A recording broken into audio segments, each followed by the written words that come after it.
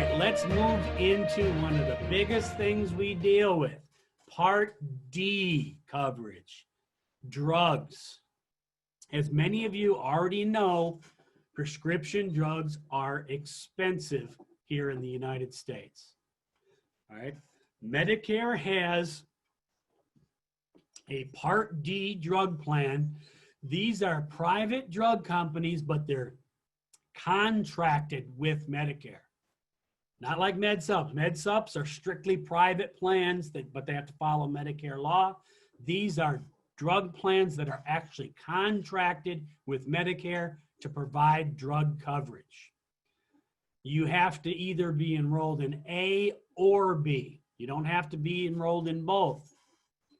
There's basically two types. If you have original Medicare, which is the only thing we talked about so far, A and B, you can purchase what they call a standalone drug plan to go with your A and B. But there's also one, we're going to talk a little bit later about Medicare Advantage plans. Remember I said it wraps your Medicare under one thing? If you get one of those plans, you can get your drugs wrapped in that too. So that's a Medicare Advantage prescription drug plan. So depending on how you get your Medicare will depend on how you get your Part D drugs. Now, costs in Part D. In Part D runs on an annual cycle. We're getting ready in 10 days to begin the Medicare open enrollment period, October 15th through December 7th.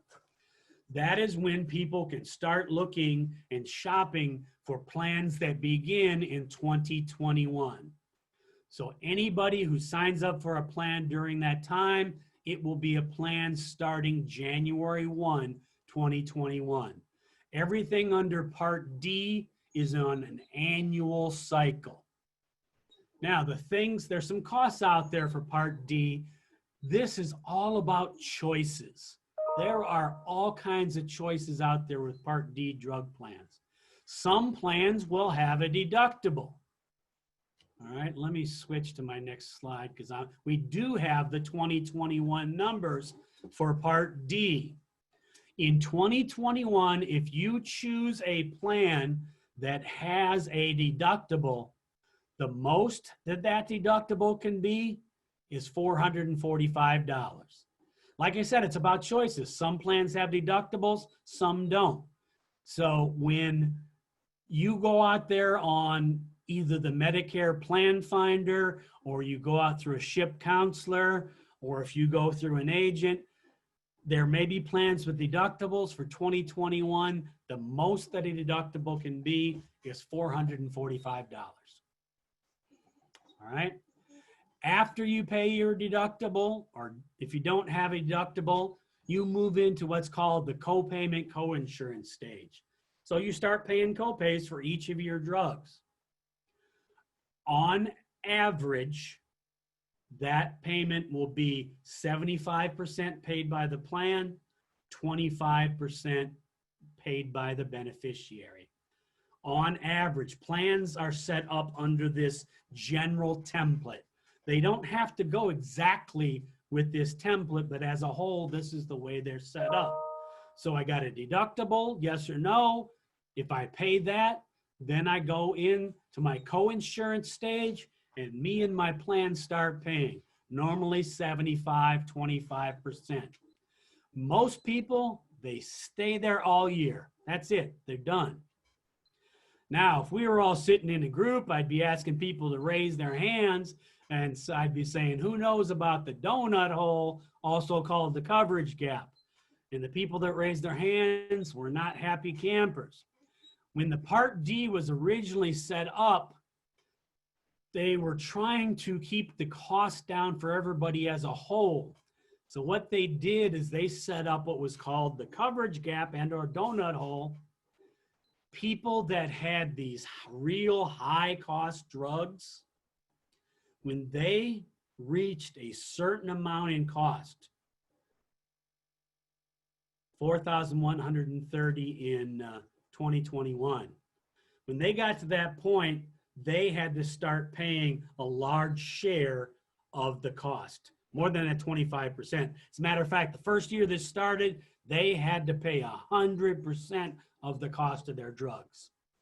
Well, part of the Affordable Care Act, that started going down every year, and in reality, it went away. The maximum anybody should be paying is 25%. Now, the only reason we still talk about the coverage gap or donut hole, and the only way it's going to impact somebody, is if they sign up for a plan. There's plans called enhanced plans. Remember I said they don't have to follow this structure? Well, some plans will give better than this. They may say, hey, you know what? All your generics are free, or we're only going to charge you, 10%. So they're getting better than the standard structure. The only reason we talk about the coverage gap is because if your total costs that's how much it would cost retail, get up to $4,130, it may jump to 25%. Okay, but it's really not much of a factor, but it's there for somebody that signs up for an enhanced plan that gets even better coverage. The only way to get out of that donut hole is when your retail costs reach $6,550. But as a whole now, deductible and coinsurance are the stages that most people have to deal with. Same thing we talked about in Part B, IRMA, income-related monthly adjustment. The more you make, the higher your monthly premium will be. So basically, it's set up with some of the same numbers for Part B. If I'm an individual on Medicare and I make over $87,000, I'm going to pay $12.20 tacked on to my Part D plan premium. That reminds me to say, I forgot to tell you, these Part D plans can have a monthly premium. So right now, you've got the Part B premium. Everybody pays a Part B premium. If you sign up for a Part D plan, you may or may not have a monthly premium. It depends on the plan you choose. I've seen plans that go from $0 a month up to $140 a month. It's all about choices. There are zero premium plans out there. They are higher cost plans out there. So it all depends. But the point here is if you make that higher income, you may pay higher in addition to your premium. All right, when can I sign up for this Part D plan? Well, the first time is just like A and B, during your initial enrollment, that 313. When I sign up for my A and B, I sign up for my Part D. That's when I can sign up. Now, normally, the next time, if I miss that initial enrollment, normally, if I want to sign up, I have to wait till that annual open enrollment period, which is coming up October 15th through December 7th. So same example as before. If let's say my 313, it ended back in June. So I called up my SHIP counselor. I said, hey, I need to sign up for a Part D plan. They would have to wait till October 15th through December 7th. They wouldn't have drug coverage until January 1st. Timelines are important. I tell people, some people will say, well, I'm not going to sign up for a drug plan. Why should I do that? I don't take any drugs. Well, I'll tell you exactly why you should do that. For the same reason that you don't wait till your house is on fire to try to call for homeowners insurance. I've got a real life example. I had a gentleman who was in that situation. He didn't take any drugs, so he said, I'm not buying a Part D plan. Well, you know what? He ended up having a stroke. He had some real high cost drugs. He called and he wanted to sign up for a Part D, and this was midsummer. He was stuck. He had to wait till the annual open enrollment period, couldn't get drugs till January. So he ended up paying out of pocket for that 6 months. Guys, there are zero premium plans out there. So if somebody does not have coverage from somewhere else, we always suggest they buy a plan. That's what insurance is there for. It's insurance in case something happens. I was going to make a point. Now I just lost it. So let me continue on. Just like in the other plans, there is always special enrollment periods. Like we said, life happens. All right. We've got a listing of a whole bunch of different enrollments or special things that happen in life that may entitle you. So if you didn't sign up or you wanted to sign up, first thing I'd say is, hey, are you in your initial? No.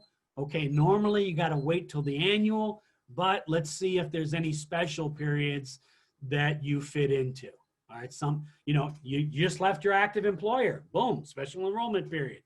You deferred your B and you deferred your D. That's what I was going to tell you. If you have drug insurance from somewhere else, this is a lot more flexible than B. With D, as long as you got credible insurance from somewhere else, your retiree plan, the VA, any of that stuff, you don't have to take a Part D. All right. If that plan is just as good or better than Medicare's coverage, you can keep that plan. You do not have to have a D. You won't have any penalties.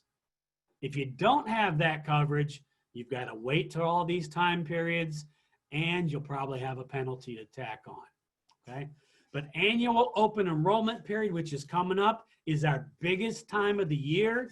I basically call it the Wild, Wild West. That's the time, one time a year, everybody in Medicare can make changes or sign up. We strongly encourage everybody to shop the plans each year. Even if you like your plan, the plans change from year to year. Plans leave, new ones come in. As a matter of fact, we looked at we got a preview of the 2021 plans last week. In Illinois, 1 plan left and 3 new ones came in. They may be better than the ones you have now. You won't know until you shop. So either you call up our senior helpline and get in touch with a SHIP site, SHIP counselor, or if you go on to the Medicare.gov plan finder yourself, however you do it, we do encourage you to shop during open enrollment. We doing okay with questions, Tammy? We do have one. Okay. Where can we obtain a copy of the Medicare Supplemental Guide? Our phone number will be on the last slide that I show you. You can call us and we will send one to you. If you want some for friends and family, tell us that. We'll send you as many as we can. I think it's 800-252-8966 is that phone number. But I'll post it at the end and leave it up there. And we can send it to you.